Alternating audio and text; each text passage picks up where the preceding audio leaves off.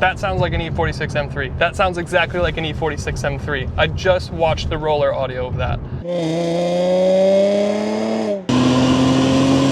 Welcome to Downshift. My name is Matt. Now, the other night I was browsing Facebook Marketplace looking at cars, as one does, and I saw a picture of this and I was like, huh, the unicorn, and it's for sale in Milwaukee. So I messaged the guy because I also have a personal connection to this car that we'll talk about in a minute, but I messaged Steven, the guy that's selling this car on Facebook Marketplace here in Milwaukee, and I asked him, can I do a video and can I drive your car? It's kind of a full circle moment here today. And he said, yeah. So this is my new friend Steven's Jaguar XF Sportbrake. And I'm gonna show you everything that you need to know about it. And if you wanna check out this car even further, or if you're interested in buying this car, there'll be a link in the description to the listing. Let's get into it.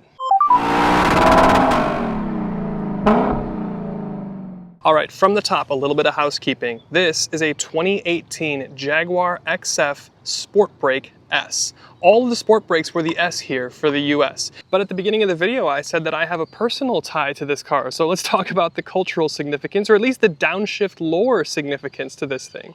Now, this XFS Sportbrake was actually one of, if not the first thing I drove for Downshift. This would have been like the 2019 Milwaukee Auto Show, maybe 2018. Paula was with me. And you walked around the convention center, got to check out the cars. And of course, outside the convention center, they had test drives available. And there was a silver XFS Sportbrake provided by Fields Jaguar Waukesha that we got to have a go in. And I loved the car so much, we kind of started to shoot a video, but I didn't get a chance to finish, so I went out to Fields the following week, and they allowed me to finish filming the car in their showroom. And it was just cool. It was like the first car that I had driven with like a supercharged V6, about 400 horsepower. It was just a very cool personal moment. So it's really cool to have this full circle moment here with this one. And part of what makes this so cool is what's lurking under the hood. This is the 3-liter supercharged V6. This was the only option you were going to get for the Sportbrake here in North America. It makes 380 horsepower, 332 pound-feet of torque, and it's good for 0 to 60 in about the mid 5 seconds. And if you're interested in something like fuel economy, it's going to be good for about 21 mpg. We'll talk more about the character, the resonance, and some of the sound that comes out of this thing as we get towards the driving section at the end of the video, because it sounds a lot like another icon that I recently drove. But then that power goes through an 8-speed automatic transmission, which is decent, and then it goes to all-wheel drive, all 4 wheels. And this is actually a rear-biased architecture. You got a big drivetrain tunnel in the rear seats, and again, we'll talk more about how that feels at the end of the video. It's also got self-leveling air suspension, which is wild for something like this. And it rides beautifully. Again, more at the end. And when it comes to styling, I think tasteful is the word that really sticks out in my mind. It's just simple. It's kind of elegant. It's a very familiar Jaguar face. We've got the roaring cat up front, S designation in your otherwise mesh grille. I like that it has a silver rim to give it a little contrast against the Farallon black, which actually has a really nice metallic flake in it. Nice LED headlights, long hood with a little Jaguar designation right above the front wheels. And speaking of the wheels, they're a 19-inch silver set with some red brakes peeking out from underneath. And these are wrapped in Vredestein winter tires, which, I don't know, will have an effect on handling, but they'll also be ready to go and do rally stuff or long-roofed winter, almost Audi Quattro type stuff. But zoomed out, you really get the full wagon effect. This is the long roof, the full wagon, and it is long. This thing has just got an imposing, kind of cool stance to it.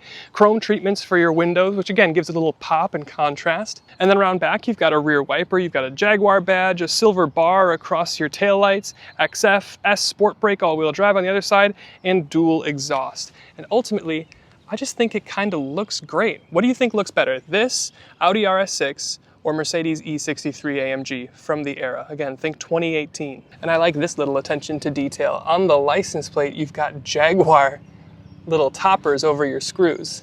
Lol. Now, of course, brings us to the main event, the tailgate, or the trunk cargo area, the wagon back. And it's huge. Obviously, you've got a powered tailgate, you've got a button here, and then your space here is enormous. You're looking at 31 cubic feet of space. That's rivaling some major compact SUVs, CR-Vs, RAV4s, things like that. You fold these rear seats down, which you can do from these little pulls here. And then you're looking at 70 cubic feet of space. That's only 1 cubic foot less than the F-Pace SUV. And that is the entire point of the wagon. You get SUV practicality in something that rides low, is easy to get in and out, and it actually drives beautifully. Huge, huge win. A couple other things going on here. You've got a 12-volt outlet down here, you've got some grocery bag hangers, some netted bins, and then underneath this WeatherTech, you can lift up the floor and you've got a blaze orange spare tire underneath. But it's nice to have a temporary spare underneath because a lot of modern cars aren't bringing that. So huge, huge W for the cargo area here in the XF Sportbrake. Then we'll move up the cabin to talk rear seats. Now I believe in some markets, or maybe some specs, you can get window shades and you can get heated seats. Ours doesn't have it, but we do have an absolutely enormous panoramic roof up there. We've also got some open pore wood detailing in the door, some kind of almost anthracite looking detailing here. Otherwise, some white contrasted stitching. I'll step in, I am 6'1". For reference, I sit nicely into the seat. I kind of fall into the bucket, which is nice and comfortable for my back. My thighs are supported. And then I've got a fist worth of knee room in front of me. Again, not something you would have in like a comparable F-Pace SUV. So huge, huge win again for the wagon. Climate vents with a little Jaguar detail in the vents on all of them, even in the front. That's pretty cool. And then we've got some 12-volt outlets. We've got 2 of them in the back here. Netted pockets, of course. And then, of course, our center armrest folds down for some cup holders. But it's really comfortable. I've got plenty of headroom. I've got plenty of knee room. The seats themselves are nice, squishy, and comfortable. It's just pretty good. And of course, we'll talk about the front seats. This is where you're going to spend all your time. We've got an S logo embossed into each of the headrests, driver and passenger. Really comfortable seats, nice bolstering, loads of adjustment down here, and 3-level heated. I think you can get cooled in some markets, but you have to go and press this button right here, this little seat button, and then you can adjust your temperature in the seats. And then of course you've got a heated steering wheel as well. Nice, easy driving position. I can get nice and low, really good visibility off this long bonnet. It's pretty good. And then the overarching cabin design I think is really tasteful. You've got a nice diversity of materials. You've got some plastics, you've got some piano black, but then you've got this like open pore wood next to your shifter, which rises out of the center when you turn the car on, which is very cool. The vents also spin open, almost like a Bentley screen effect that we had in LA a couple weeks ago. So that's cool, that does that on startup. Again, open pore wood into your door card, across your dash, good diversity of textures, materials. The materials are okay. The buttons have like a really nice clicky kind of tactile feedback to them, and it just kind of works. There's loads of physical buttons for pretty much everything that you would want, and it just kind of works. The ergonomics are good, the design is good, the materials are good. There's the odd squeak and rattle here and there, but this is also an 8-year-old car, so it's got 64 almost thousand miles on it, so ultimately, I really like the design of this interior. The steering wheel looks good, the design looks good, the screen is molded into the dash, physical buttons. What more could you ask for? And when it comes to technology, you actually have a lot of stuff. You don't have a head-up display, at least not on our car here, but you do have a fully digital instrument cluster, which I don't even think this certainly was not commonplace back when this car first came out.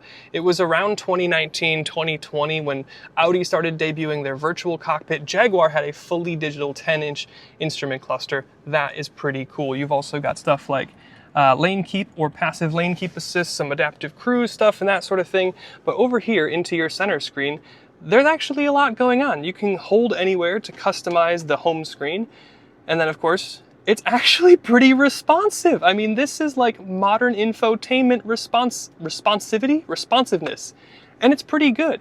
It's a nice size. I've got Apple CarPlay, Android Auto.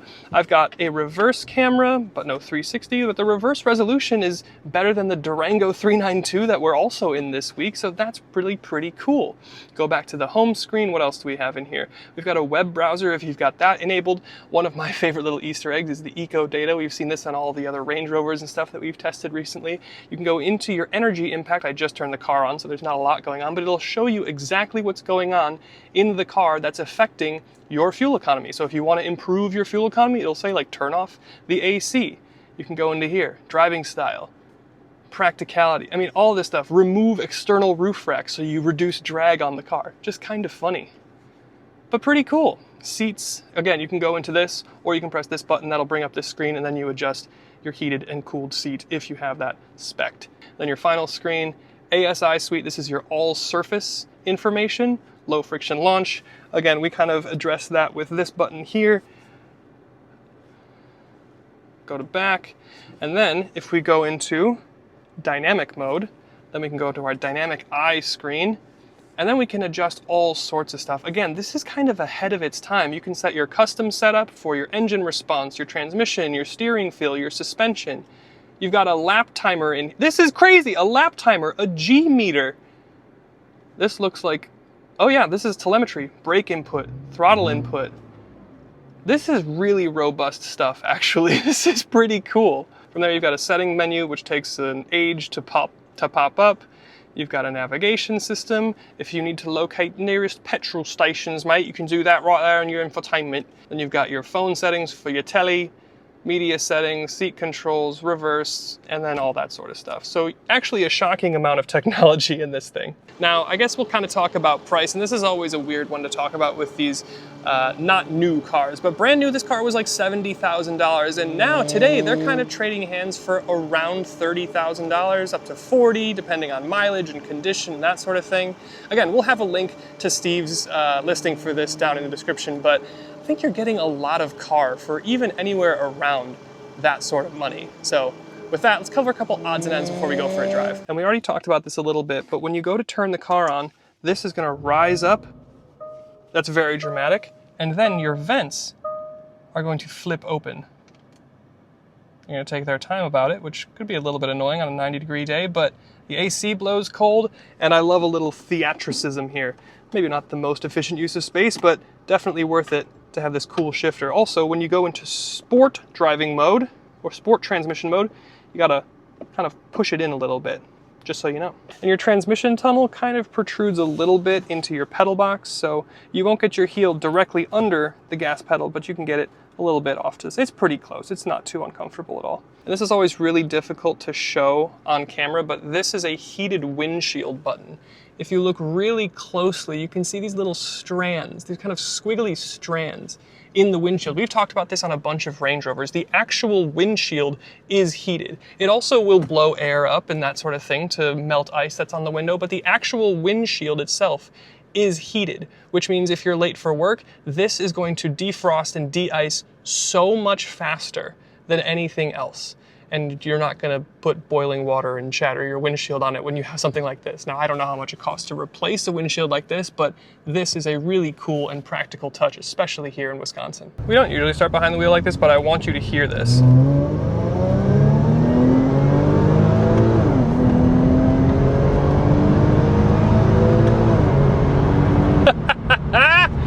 Okay, so when I first get into the throttle, there is a rasp to it. There's a rasp near pretty much all gear changes when you're on throttle. And it sounds, to my ear, exactly like an E46 M3. We were just in LA driving my Uncle Greg's E46 M3, and I was just listening to the roller audio as I was syncing it up with the video, and it sounds exactly the same. There's very subtle turbo or supercharger whine, kind of higher in the rev range, but that rasp, that timbre,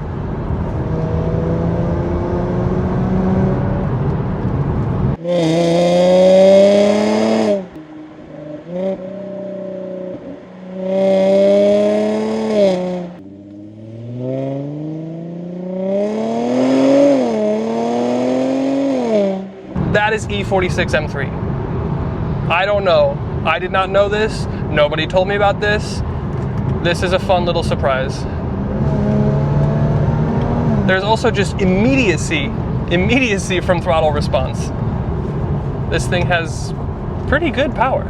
Down the box, 6th, 5th, 4th.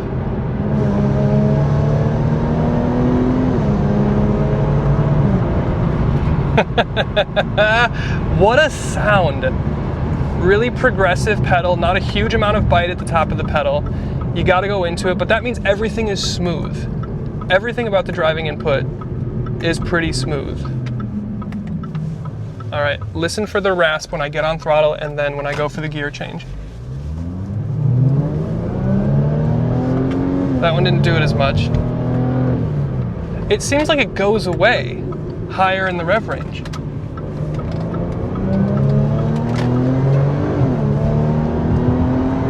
It's fast! It's fast! Now, on these Vredestein winter tires, we're not anywhere near exploring the limits of grip, but it's pretty good. It's still pretty good. Like, I'm imagining what it would be like on a set of like proper performance tires, or even a performance all season. Good pull, good torque. Yeah, it's above 4,000 RPM, where you start to hear a little bit of supercharger. I wish that was a little bit more present throughout the rev range, but you get that rasp and that timbre from the exhaust, and you can hear it coming out the back, and then you start to get supercharger and induction out the front. Like, listen to that.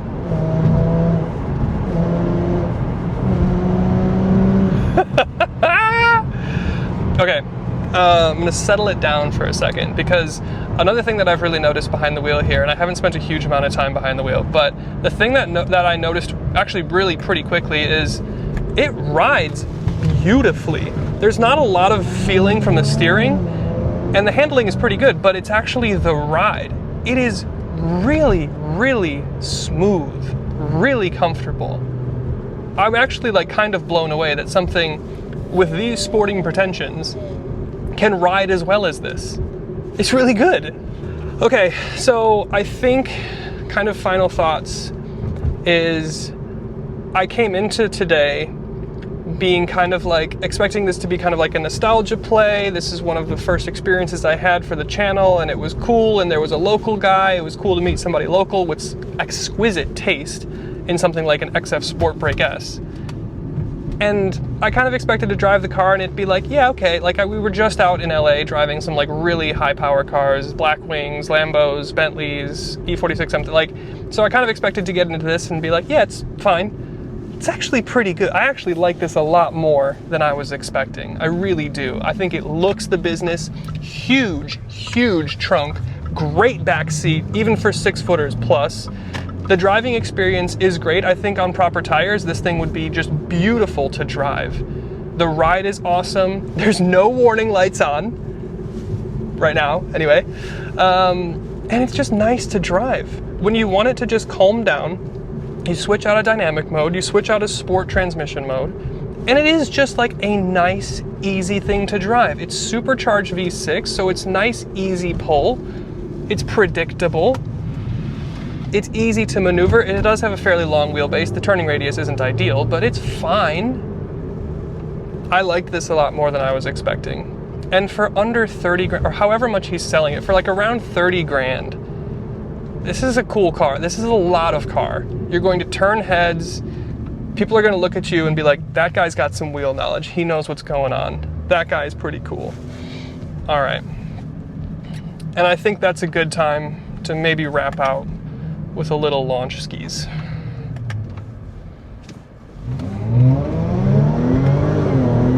Gearbox is not the fastest thing, so you gotta telegraph your shifts, but good power.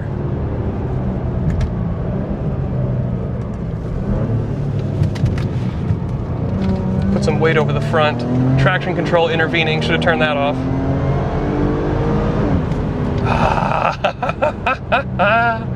Good car, dude. Good car. Very, very cool. Big thumbs up. So huge thank you to Steven for letting me have a go in this thing. This was a very cool moment. This was a very fun day. Thank you to you guys for watching and making this possible. We'll see you in the next one. Thanks again for watching. If you've made it this far in the video, I can assume you either enjoyed the video or at least you found it helpful, which is why I'd like to spend a moment here asking for you to support us here on Downshift. There's a couple ways that you can do it. We've got YouTube memberships for a couple bucks a month. We've got merch in a description below. And I know that times are tight and you might not be able to spare any extra money. But what I would ask you then, at the very least, is to hit that subscribe button and the notification bell. You have no idea how far it goes in helping us get access to cars sooner, get access to manufacturer engineers so we can get better information, and also it helps us build our team so we can make better videos for you in the future. So again, with that, would ask your support, and we look forward to seeing you in the next one. Take care.